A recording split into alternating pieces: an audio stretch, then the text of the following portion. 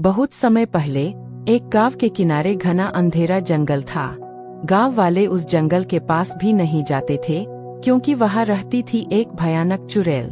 कहते थे रात होते ही उसकी आंखें लाल अंगारों की तरह चमकती और उसकी हंसी पूरे जंगल को हिला देती।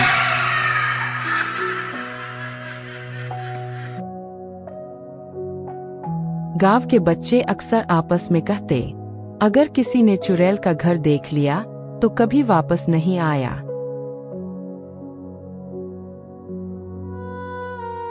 लेकिन गांव में 3 नन्हे से दोस्त रहते थे, राजू, पिंकी और मोहन।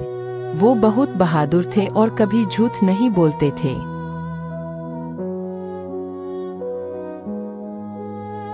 एक रात उनकी गेंद खेलते खेलते जंगल में चली गई। सब डर गए, लेकिन राजू बोला,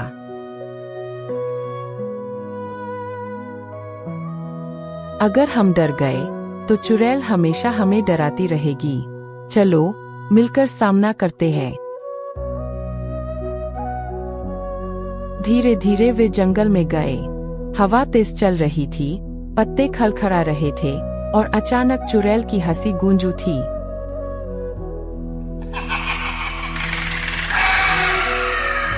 कौन आया है मेरे जंगल में?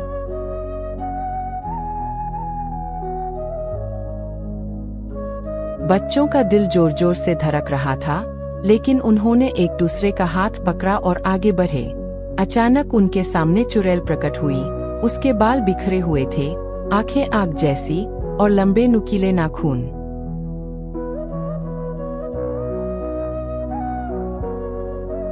चुड़ैल बोली, मैं तुम्हें खा जाऊंगी।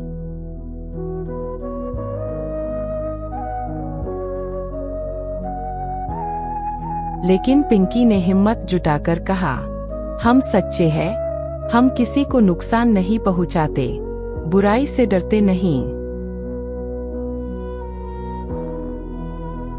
यह सुनकर चुड़ैल अचानक चुप हो गई।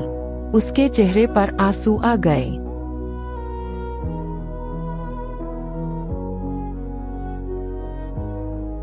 धीरे धीरे चुड़ैल की डरावनी शक्ल गायब होने लगी और वह एक साधारण औरत बन गई। उसने बच्चों को आशीर्वाद दिया और बोली,